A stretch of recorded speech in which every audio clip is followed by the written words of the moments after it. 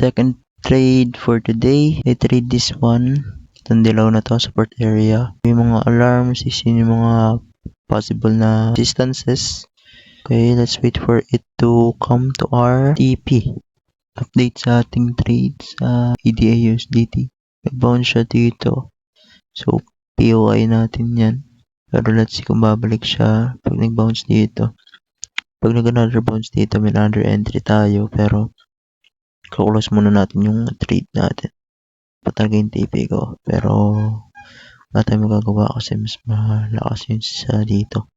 Pero, tingnan natin kung mag-bounce siya pag ganun ulit. Diba? Pump.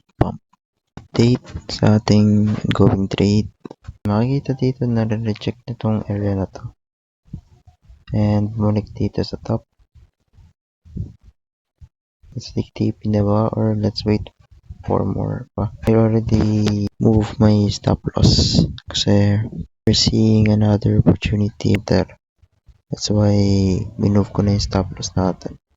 Pero let's say wait for another So may 1, 2, and 3 touches dito. Rejects and may gap din siya. Sa entry eh. Okay, update ulit. Baka i-manual close ko na lang ulit. Close ko na yung trade. Bakit? Kasi nakakita na tayo ng weakness.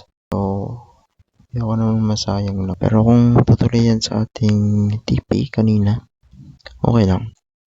Kasi nagwe-weakness na kahit 10 weakness ngayon. And yan, katulad yan.